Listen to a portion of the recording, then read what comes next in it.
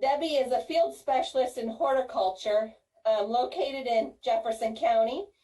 And for the last 6.5 years, she's been working with consumer horticulture and commercial horticulture, along with beginning farmers and socially disadvantaged farmers.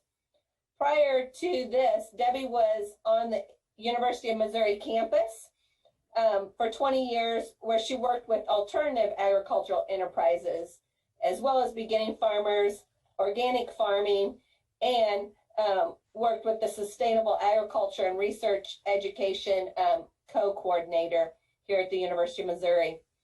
So over her career, she's been involved in about 45 different USDA grant review panels and has also been a recipient of more than 10 grants. So I think she comes to us this evening with a lot of credibility to talk to us about grants. And so I'm going to turn the program over to you, Debbie. Thank you. Are you able to hear me, Marcia? Yep, you look good. Okay, great. Don't know if I look good. However, I'll do what I can. So let me get my presentation started here for everyone. Put it in the correct mode. All righty. So if I appear all of a sudden a little distracted, it's because my picture is up in the corner and I can see myself. And so that generally, it can be a little frustrating in the very beginning. So I apologize up front. I just want to say thank you for having me. I get really excited when I talk about grants. Grants can be really, really fun. Especially from my perspective, with my experiences that I've had. I've been very fortunate to be a grant reviewer as many times as I have been, as well as a panel manager. From that, I enjoy working with individuals who are putting grants together. I will start out by saying I don't write the grants for individuals. However, I will help people to fine tune, to brainstorm, and I will also be happy to review your grant before you put it in. But you have to understand that just like everybody else in the world, I'm very busy. So try to get a hold of me ahead of time and we can work out a schedule, and I'm more than happy to help and to work with you about grants. So everybody always asks about grants, and so hopefully I don't burst your bubble, but I might to some of you, and I apologize for that ahead of time as well. So I want to let you know that as part of our Missouri Beginning Farmers Grant, that this presentation this evening is being sponsored by them, and these are our different sponsors: the Missouri Agri-Ability Project. Our grant is through USDA Agriculture, the National Institute of Food and Agriculture. It's a USDA agency. Of course, Extension at University of Missouri. And then we have the Brain Injury Association of Missouri is also one of our partners in the grant as well. So what I'd like to do this evening is to talk to you about terminology, because terminology is really important when we talk about grants. What grants will actually pay for? What kind of grants are available out there for different types of audiences when we're talking about agriculture? And then some tips and tidbits from me as a grant reviewer to help you as a person who's putting a grant together and turning it in. So let's start about terminology. So there are 3 things that we need to think about. One of them is going to be the terminology of a loan. Hopefully all of us know what a loan is, right? So we go to our local banks. Another one is the Farm Service Agency, and we heard from Shira and from Kelly a little bit earlier this evening, so we have an understanding about that. Then we also can look at FCS Financial, as well as other types of funding groups that are out there that are real focused on agriculture. And then also the Missouri Department of Agriculture has got some loans that are out there as well when it comes to farming, and especially to beginning farmers. Then we're going to talk about, as another term, cost share. So what cost share really is it's a contract between you and the funders of whatever it is that you're applying for. So what that means is the contract's going to be for a set amount of date or time frame, a couple of years, whatever it might be, and that you will do whatever it is that that funder says that you're going to do. You're going to agree to that. The funding agency will pay for a percentage of the cost of that, and then you will pay for a percentage of the cost of whatever that might be. And that's why it's called a cost share, because there's 2 entities, the funder as well as yourself, that's going to be paying for that particular project that you're doing on the farm. Shira and Kelly talked about some of their programs. So Farm Service Agency, FSA, and here is their main website to look at some of their different granting and cost share opportunities that are out there. Yes, they do have some grants, but not that many. And then we have the Soil and Water Conservation District, and those are based in each individual county of the state. And so you would go to your local county Soil and Water Conservation District, and there is their website, and you guys will get a copy of this presentation so you don't have to copy all this down. And then USDA NRCS, the Natural Resource Conservation Service, and they have quite a bit of different types of cost share programs as well. And then, of course, the Missouri Department of Agriculture has some financial opportunities when it comes to cost share.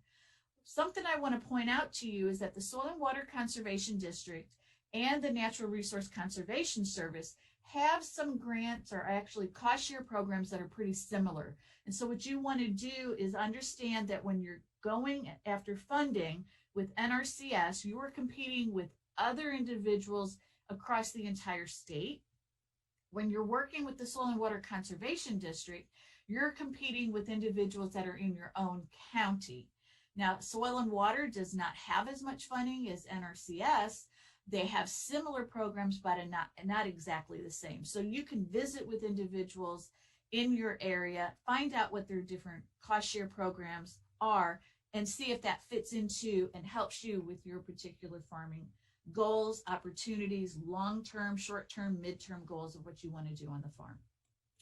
And then we talk about grants. Grants is coming from a funding, whether it be an agency, a foundation, or a corporation, where they ask for a solicitation, actually an application that they want about what your project is that's going to meet the needs of what their philosophy is of what they want to fund. So those grants, and you don't pay those grants back. Those are funds that you receive, that you have it is a contract too, but you actually say in your application what it is you're going to do, how much it's going to cost. They award you that grant, and then you have to do what's in that particular grant that you said you would do. Then some of those grants that are out there are actually requests for a match, and a match could either be in cash or it could be in kind, where you pay a percentage and they pay the other bulk of it, or up to 50% of it. What a cash could be, of course, is just that. An in-kind could be, for example, your time. It could be the equity that you might have in your land, or equity in your livestock, those different sorts of things. And that's going to be different depending upon the funding agency, foundation, or corporation and what they're going to be asking for. And so you see those three different icons on the screen. Each of those different types of groups. So we have the agency, which is governmental, which is the bottom one, the NIFA, the National Institute of Food and Agriculture, the W.K. Kellogg Foundation, and of course that's a foundation, and then the Livestock Conservancy, which is a nonprofit type of an organization, but also has a foundation associated with it that also has some mini grants in the area of livestock. So you might want to check out their website as well. So let's talk about what will a grant pay for. And this is where a lot of folks think that there's lots of funds out there to do lots of things, but unfortunately in reality, it's not. So really what a grant will pay for is going to depend upon the funder. It will depend upon that foundation, that corporation, or that agency. And usually the agencies are going to be considered governmental.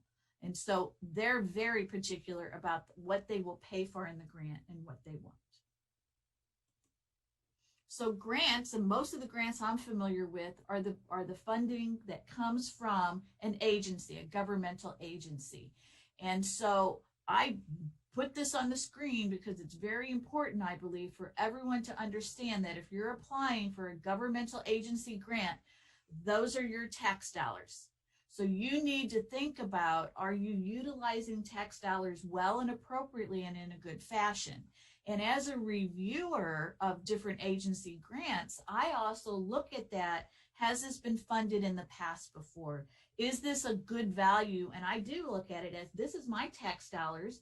Have you provided enough information for me to say, yes, I understand what you're trying to do, and yes, you can have my tax dollars? And so you need to think about it in that way when we talk about grants, in particular, the funding that comes from agencies. So typically the funding from agencies are going to be the things that they will not pay, which is what all farmers are really looking for, is you're looking for everyday farming expenses. No. Equipment, land, livestock, sorry. Perimeter fencing, no, but it will pay for, if you're doing rotational grazing and you want to have fencing that you move around, it could pay for that. So infrastructure that you need, ponds, buildings, all the things that are of utmost importance on a farm are things that a granting agency is not going to fund. And the general sense of that is that a farm is considered a business. And so we have to take into consideration that if your tax dollars is going to be eligible for you to purchase land to start a farm, or for you to put up a barn or a licensed kitchen, for example, the building, the electric, the water system, all of that, then if I graduated from beauty school, then your tax dollars should also pay the same for me. And so they have to look at it as a farm is a business. And so the things that you really need to make you successful, to make you go over that top, to be highly successful, grants generally do not pay for.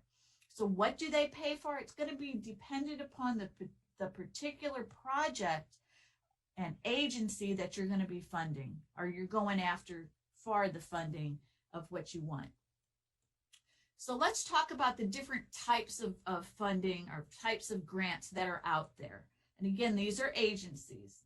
So let's look at USDA AMS, Ag Marketing Service. So we do use a lot of acronyms in agriculture, as you well know. So I tried to spell everything out. So AMS is Agriculture Marketing Service.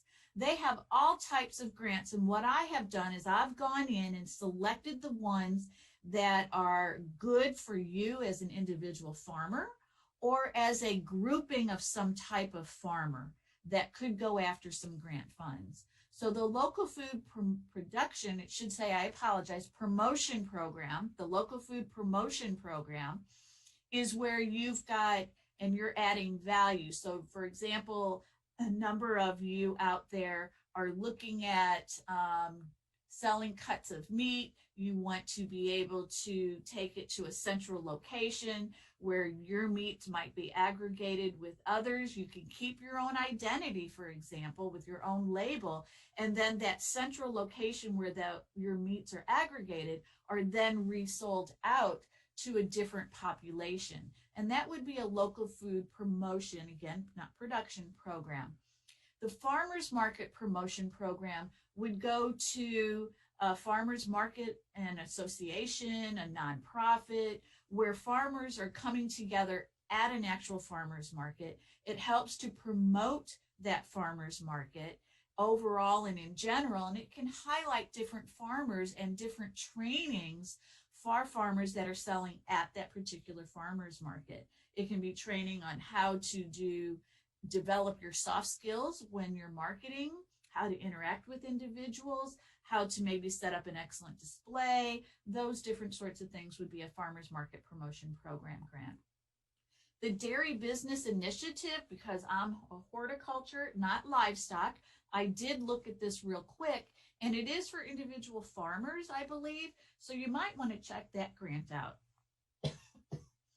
The Regional Food System Partnership Grants, again, that's where you would work together as a grouping of individual farmers. Maybe the Missouri Cattlemen's Association might want to get together and look at how they can actually do, as Dr. Temple Grandin had just talked about, how do we get more localized food in our particular areas? That might be something to look at. You in the long run as a producer would benefit from that. The Sheep Production and Marketing Grant Program, I believe that also, I glanced at it real quick, is for individual producers as well. I put in the Specialty Crop Block Grant. That's really looking at states with their marketing back and forth across state lines. And so that could be put in, for example, something with some of the livestock specialists could perhaps put something in through the university, working with some of you livestock producers as well. Another potential with the USDA agency is RD, Rural Development.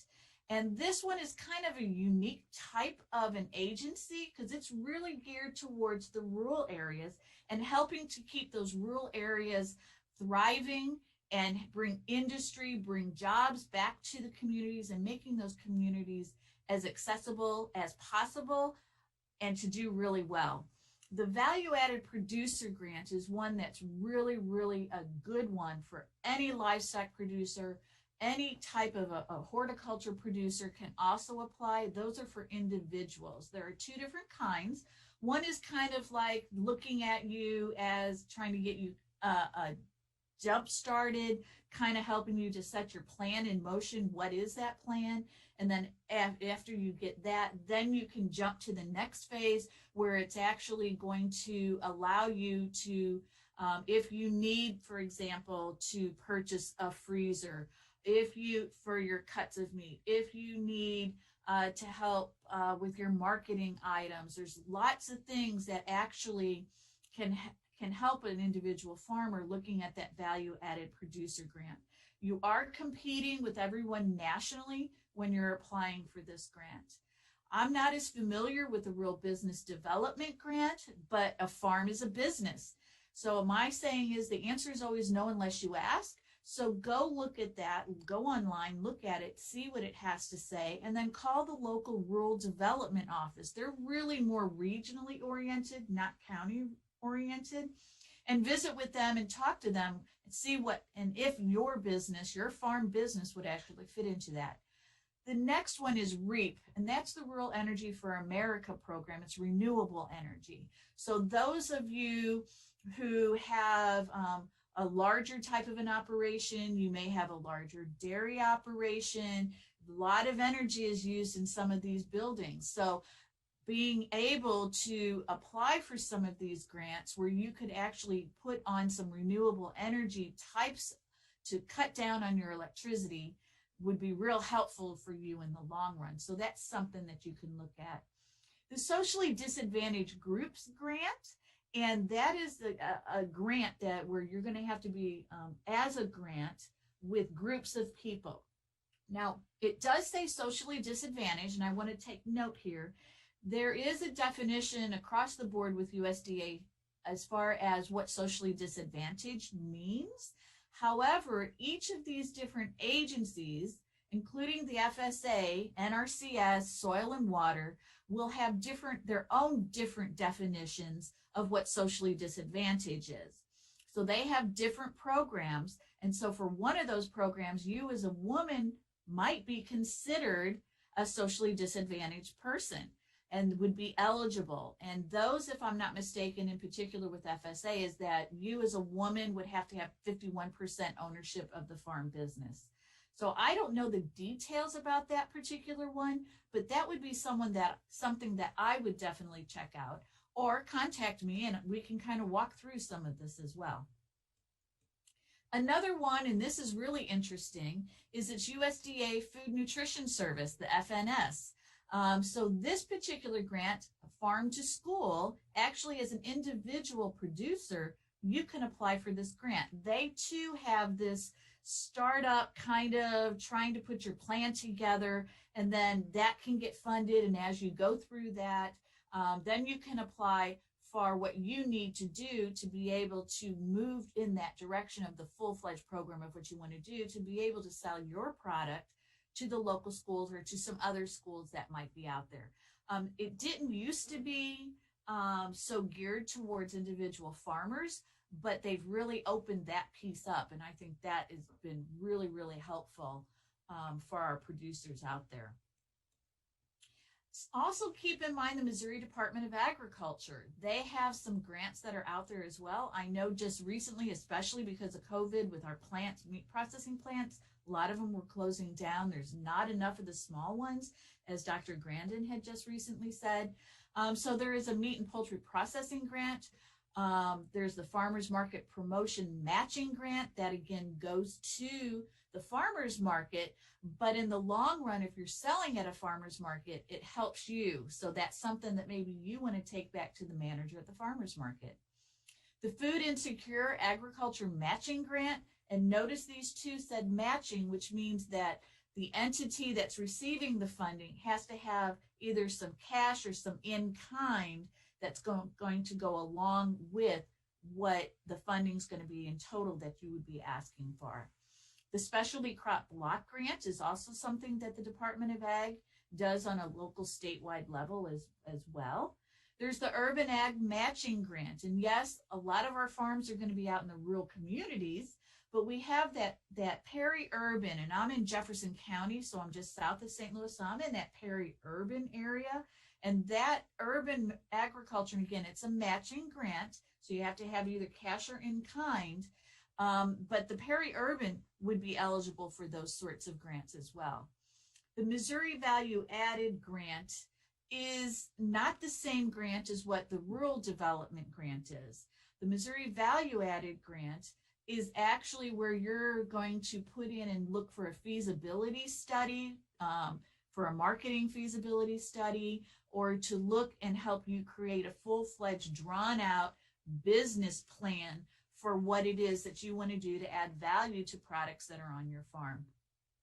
The Missouri Value Added Agriculture Farm to Table Grant is very similar to the Value Added Agriculture Grant, except the difference with the Farm to Table one is that you're selling your product to different schools.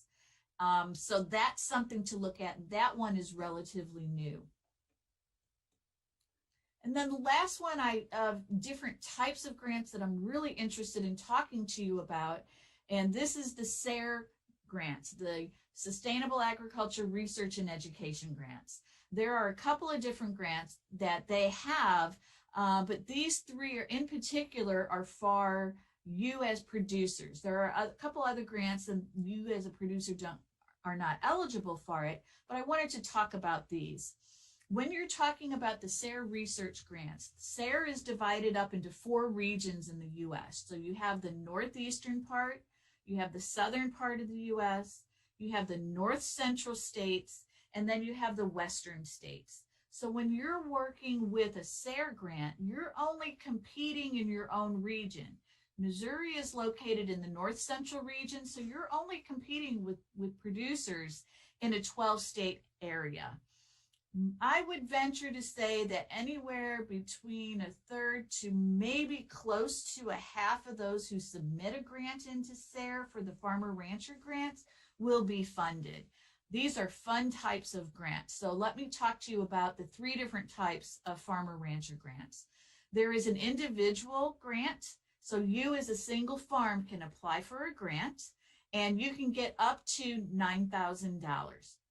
The second grant is a partnership grant, and that's where you and one other producer, separate farms. Can you be relatives? Sure, but you have to have different farms, file different Schedule Fs, and have totally different individual locations.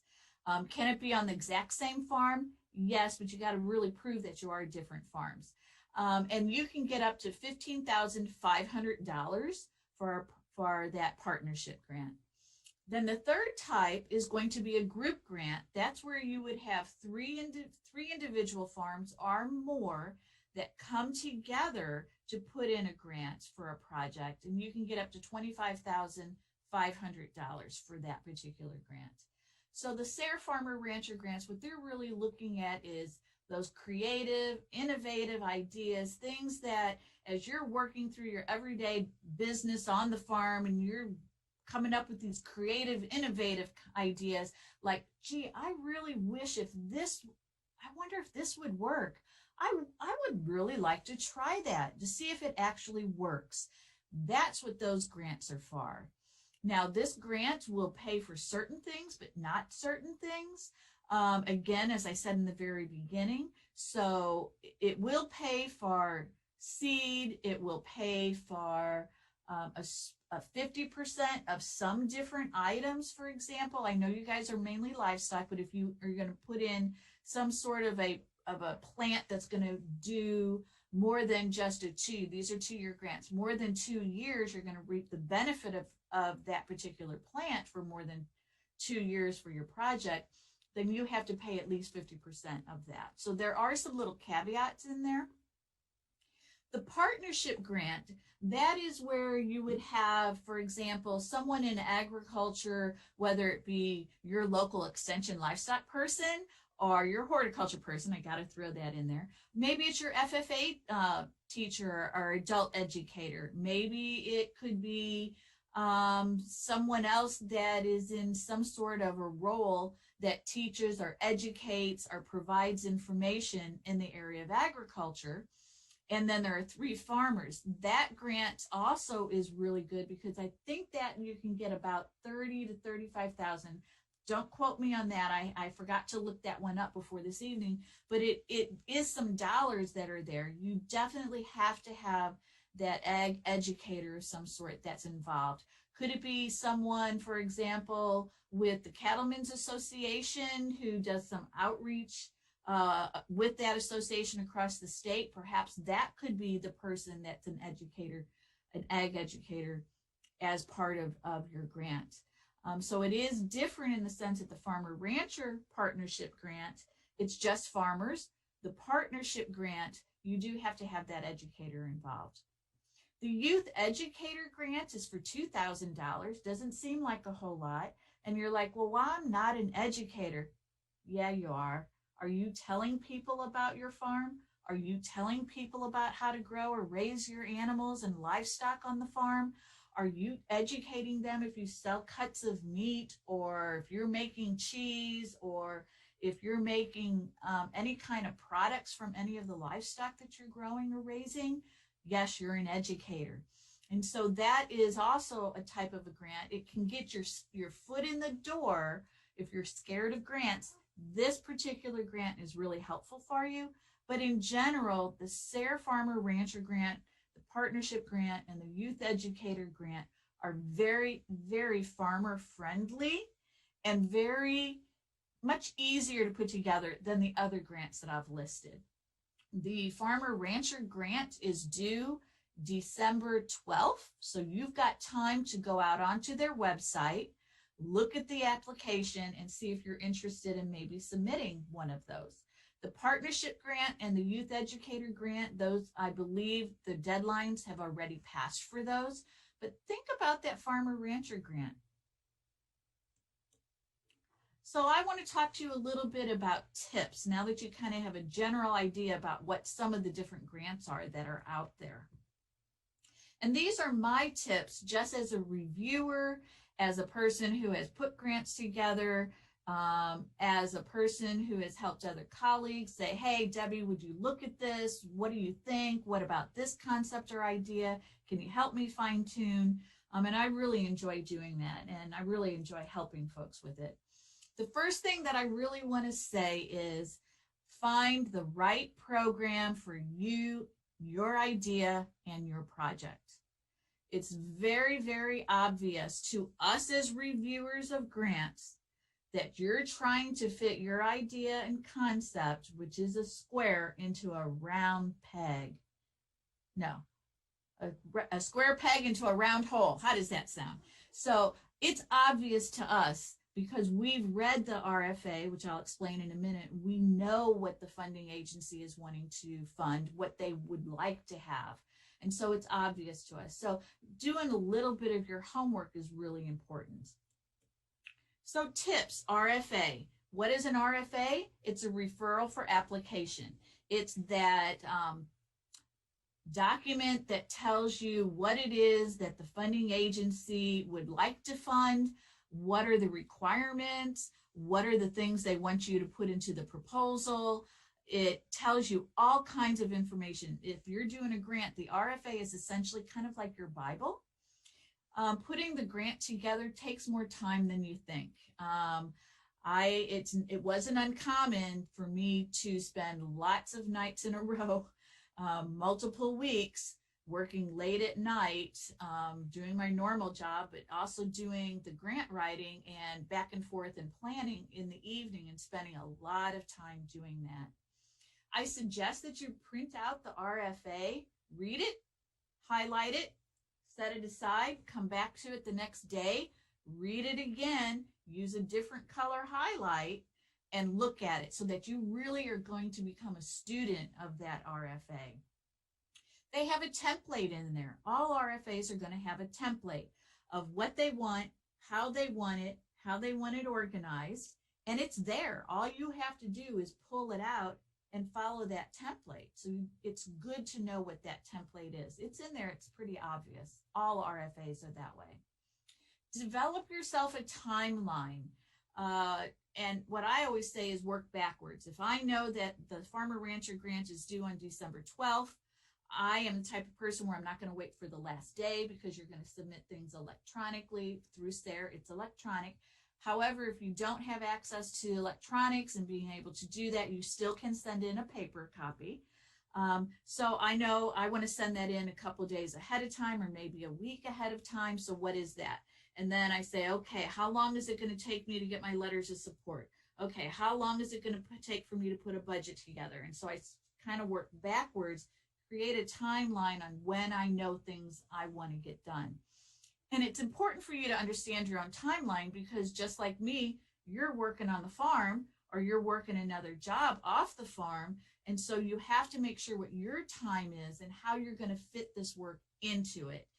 Now, I don't want to scare you away. The Farmer Rancher grants are not as timely as some of the grants that I put in through the university.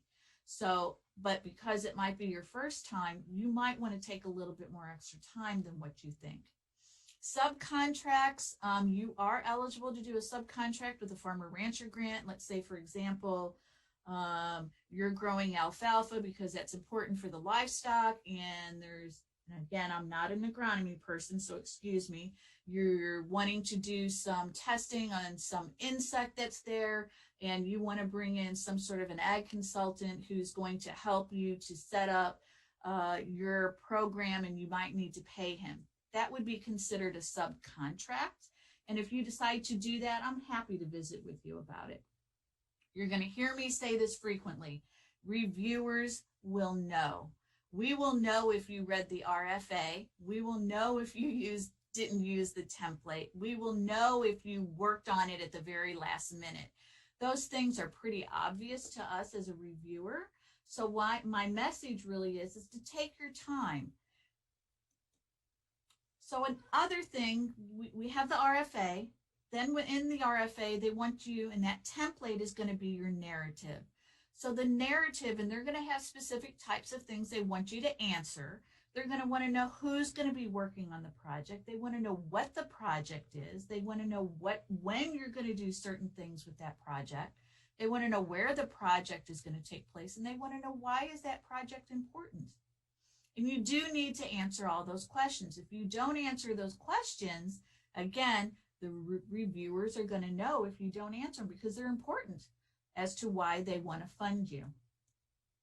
Sustainability of a project, and that's becoming more and more frequent as I've continued to do my grant review process along in these years, is they want to know what is the future of your project and its continuation. In particular, if you've got something that you're doing, are you just going to quit when the grant is over? And if that's the case, that's okay.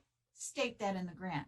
If your project is going to continue, whether the project worked, because especially with SARE, it's trial and error to see what works and what doesn't work, then talk about, if the trial works, then I'm going to continue to do this. If the trial doesn't work, then I could see what I might have done wrong, and I'm going to try to do and fix that and still continue to try to do that particular project, because I really think it's going to be of benefit to my farm.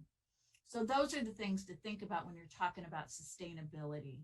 Now, this next part, you're probably going to go, oh my gosh, that's too much information. We have terms such as input, output, outcomes, impacts, milestones, qualitative and quantitative, and those different sorts of things. Don't be so scared about those. just simply because, again, I'm going to encourage you to start with the SARE Farmer Rancher grants. And input is going to be, and they don't require this as much as some of those agency grants would, but an input is going to be, what is it going to take in order for you to do that project? It's going to be people, it might be seed, it might be hormones, it might be clippers, it might be, you can tell I'm not a livestock person, but you guys are understanding what I'm trying to say. And output is going to be something tangible again. It's going to be, especially with SARE, they want you to be able to share what you've learned through your project. So an output might be where you have people come to your farm to learn and to showcase what you did with your project. That would be an output. Maybe you're going to go on the radio and talk about your project. Maybe your livestock specialist will say, hey, I'm holding a meeting. Do you want to talk about your project to the other folks that are going to be at the meeting? That would be considered an output. Outcomes are going to be, because you did this project, what kind of change are you going to do on your farm because of the project that you did? Sometimes we don't know what that outcome is going to be, but we're going to always assume that the outcome is going to be positive.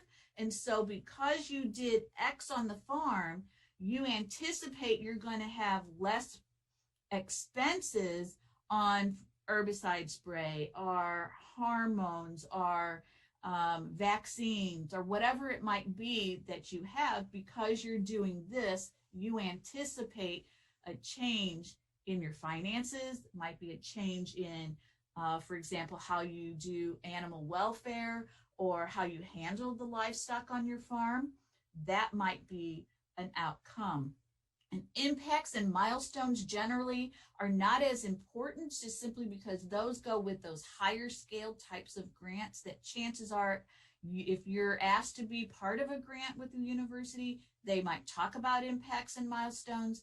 However, as a SARE Farmer Rancher, they're not really going to be that interested in the impacts and milestones, because they really understand that 2 years is not a lot of time for you to really gain that true midterm and long-term outcomes and those milestones and impacts. So qualitative and quantitative. Quantitative means that you did, for example, 3 presentations. Maybe you did 2 different trials. That's going to be quantitative. Qualitative is going to be, for example, at a presentation that you did or at your farm tour that you did showcasing your project, John Smith over there came up to you afterward and said, wow, this was really a great idea and concept. I think I'm going to go back to my farm and try this. That would be qualitative. SARE doesn't require that so much in their grants, but as you gain and get into those higher levels of grants, they like to look at those sorts of things.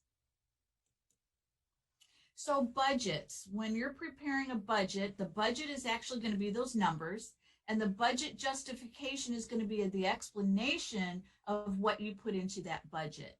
So if it's in the budget, you want to make sure that somewhere in the narrative, in the who, what, when, where, and why, that you talk about it. So one grant I reviewed, they talked about some large freezer that they were going to purchase. And that was in the budget, but they never mentioned anything about the freezer in the grant. And so I don't know why they needed a freezer. If it's in the narrative, it needs to be in the budget. So if they put the freezer in the narrative and that it's important, and they think they're going to buy the freezer and it's not in the budget, then I'm going to scratch my head and go, oh, you can't do this project if it's not in the budget. Or if you say the freezer is important in the narrative, however, we have access to a freezer, then it's okay not to have it in the budget.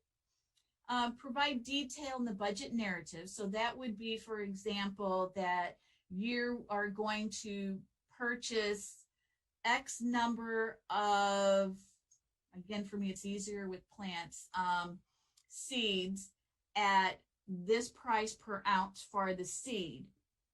And that's essentially what the narrative is. The Sarah Farmer Rancher grants will pay a little bit of your salary for your time working on the project itself. So you may say that you're going to work 25 hours of your time times, let's say, $12.50 or $15 per hour, and equals that total amount. So that's what the justification would be. Only budget for what you need. Don't put in extra things. As a reviewer, I'm going to scratch my head and go, I don't know why they need this. So only do what you need for that particular project. And it's okay if you don't ask for the full amount of money. There's nothing will be, as I say, dinged against you if you don't ask for all of the dollars. Something, and this is personal for me, is people have a tendency at times to round off the numbers. So if it's going to cost you for a PVC pipe for how long it is, it's so much a piece for that PVC pipe, and it comes up to, let's say, $15.48. Don't tell me it's $15. Say it's $15.48, because that tells me that you've done your homework, that you kind of know the accuracy of what the amount is going to cost. So different things. When it comes to evaluation, make sure that you know, because there's a rubric, there's in that RFA, it's going to tell you how that proposal is going to be scored. They're going to give so many points here or so many points there. And so they want to make sure that you know that, so that you can answer those questions of the who, what, when, where, and why in that narrative. And then that evaluation is going to list that there to make sure that you answered that. And again, I put the reviewers will know. So they'll have that rubric to know if you're missing something. Again, as a reviewer, not all grants are reviewed exactly the same. I've been on the Rural Development Value-Added Producer grants. I get those grants, I read them, I mark them up, I do a write-up on them, I give them a score, and I turn that back into the agency. Don't know what happens with it after that. Another grant that I have been on, and where there's a group of about maybe 20 individuals that are on the review panel. Each reviewer will review not every single one of those grants, but there will be 3 people who will read a grant, a primary, a secondary, a tertiary. And then those 3 people will talk about it. The rest of the folks in the group will hear. Those 3 individuals will say, this is where they think and how it should be scored, and it will be done on consensus. I might not be a person who saw or read that grant, but I might ask them a question, and they're going to go, oh, wow, we don't know if that's in the proposal. And my comment might be, if it's not in the project, how are they going to compensate for this? So there are more folks that ask those questions, but those 3 reviewers that read it are the ones that are going to give it that final score. And again, that's done as a consensus. As a reviewer, we like it if you make it as simple as possible. Don't put as many words on a piece of paper and tell us every single thing. Make sure there's white space so that we can read, so it's easy on our eyes. And make sure you follow the template that's in that RFA. Again, that template is there. You'd be amazed at how many people do not use that template. It makes it harder on me to score and to evaluate a proposal if you don't follow that template. Additional tidbits: write it clearly and in a logical sense. You are the expert. It's your farm. I'm not the farm. I don't understand how you're doing it. So make sure that you remember you're the expert. Again, follow the template. Use positive wording and actions. We hope to be able to do XYZ versus we will do XYZ. Those types of things come out on how confident you feel with your farming skills and with your project. Those positive words and those action words really mean a lot.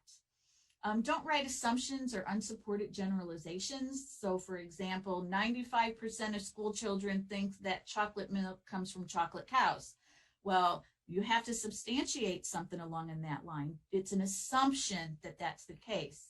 You don't have to, with the SARE grants, put in the documentation, but just don't make assumptions that really are not truly realistic. Don't add fluff, just use facts. Use your own personal experiences because it's your farm. You know what your farm is. Make sure that you understand the significance of what the project's going to be to other stakeholders. Other stakeholders are going to be other people such as yourself that's going to see or read or know what you're doing, and that it's going to help them in the long run as well. There's lots of forms that might need to be filled out depending upon which grant that you're going to apply to. Make sure you fill them all out correctly and watch your grammar and your spelling. Do you have to be an excellent, perfect, great writer for a SARE Farmer Rancher grant? No, you don't have to.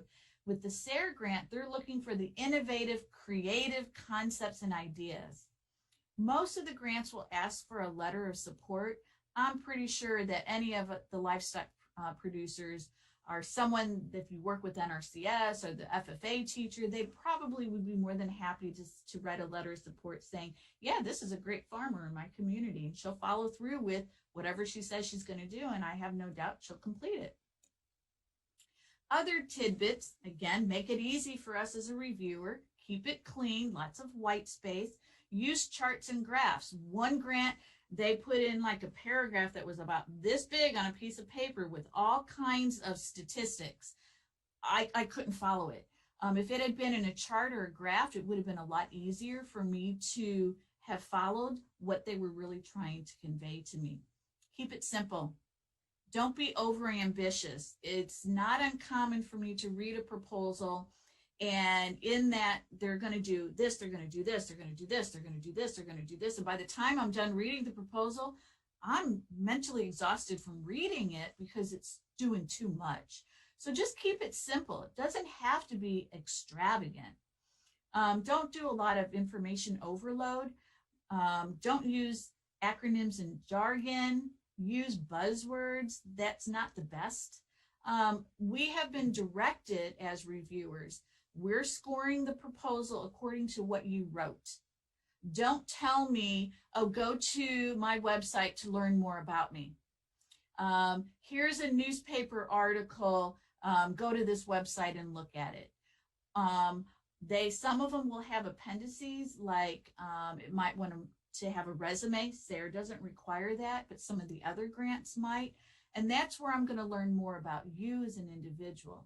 But what you write in that narrative is what I'm going to score you on. It's okay to ask for help. And I know sometimes, especially for us women in agriculture, sometimes it's really hard for us to ask for help. But it's okay. Give yourself that permission to do it. Have someone else outside of your enterprise. They may understand if you're putting something in about hogs, find another person who knows a little bit about hogs, ask them to read it, and if it makes sense to them. If they come back and make comments back to you, chances are it's to help you to make it better, and don't take it personally because they're not trying to be demeaning to you. Chances are the person you're going to ask is really wanting you to be successful, and they're looking at it through their eyes. So you have to remember that I'm looking at it through my eyes, and I don't know your farm and your enterprise. So having someone else read it will definitely help you in the long run to make your proposal more smooth. A review of what I've just talked about is we talked about the definitions of loans, cost shares, and grants. There are different kinds of grants that are out there and available for you. As a new grant person, go ahead and look at those SARE Farmer Rancher grants, the partnership grants, and the youth educator grant. Those are easier ones to get into. And then again, some of those other agency grants, you as an individual farmer can go for those. There are folks out there that can help you. I'm happy to be of assistance to help you. Again, make sure you get a hold of me early and ahead of time, and we can talk about some of these things. And I'll probably get you hooked up with someone who's more local to help you as well, who probably knows your type of farming enterprise much better than I might. But just think about that. tips. We also talked about some of those tips on how to prepare, how to write a grant. Again, it's not as difficult as what you think, but it is a little time consuming. So this is mainly a livestock type of a conference. I'm a horticulture person. I had to at least stick in one plant. Don't ask me what that plant is. One of my neighbors has it in their yard. I don't know the neighbor, but I walked in and took the picture because it's a beautiful flower. Next year, I'm going to have to go up and ask them, or I'll try to look it up in some book. So again, here is my contact information. I presently am working from home due to COVID because it's really prevalent in my county. Send me an email and say, hey, I'm interested in grants. Can we set up a time? And I'd be more than happy to visit with you either via Zoom or on the phone. As you can well tell, I really do enjoy grants. I enjoy helping people to get grants. I've done many of those different types of grants that I talked about this evening. I have been a reviewer for, so I know them pretty intimately, and I'm here to help if I can. So thank you. Thank you, Debbie. We've had some questions come in. If you've got a quick moment to answer a few. Okay. The first one that came in, what is the biggest or the most common mistake you've seen first-time grant writers make? Oh, you don't want to hear about the first time I wrote a grant. I didn't even know there was a such thing as a template and an RFA. I didn't know that they asked specific questions. I went, oops, it should have gone through our grants office on campus, and I didn't even know there was a grants office on campus. So there's lots of mistakes. No one, I think, can be worse than what I did that first time. It was just a big oops. So don't feel as if you don't know what you're doing. Probably one of the biggest things I would highly recommend for you is to talk to somebody who knows some things about grants, who can help you to fine-tune your idea and your concept, and then who's willing to print off that RFA and to go over that RFA with you to help you kind of get yourself started. Not following the RFA is very difficult because you might miss something that's very critical in the scoring of that grant. I believe you kind of already touched on this next question we got, but it was, are there some grants that are a little easier for first-time grant writers to start with? Yes, of course, and as I've already talked about it in the presentation, the SARE Farmer Rancher grants are much easier to get. They're really going with the creative innovation of what you as farmers, and gosh, I'm just totally amazed every time I talk with farmers and see their innovation and creativity that they do on the farm. It blows me away. The thing is that they look at it with that creativity. They're not looking as far as, is it written perfectly? They just want to make sure you've got the basics that are in there. SARE did if you go out to the northcentralsare.org website, and again, you'll get a copy of this presentation as a PDF, and go out to that website. Joan Benjamin is the contact for North Central SARE. Fortunately, she's located in Missouri, so we're lucky. She's located at Lincoln University's campus in Jefferson City.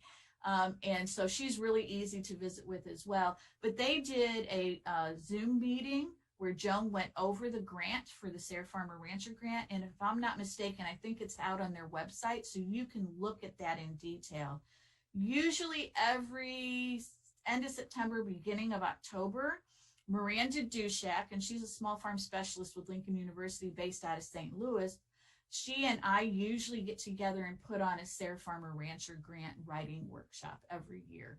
And then we always bring in a farmer who has received a grant to be a presenter as well, to talk about their experience, how they put it together, what they wish they had known before they put it together, those different sorts of things. So if you want to get in touch with me, if you can't remember the website to go to before you get the PDF and you want to send me an email, my last name, first initial @missouri.edu. Awesome. Another question that we got, let's say a first-time grant writer is not successful on their first attempt.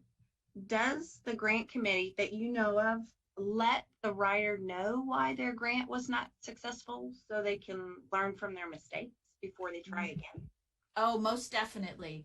So that I want to kind of address two things. One, you didn't kind of ask, but I want to let you know. As far as reviewers, we write up our reviews, and they're anonymous, and so you will receive a copy of that.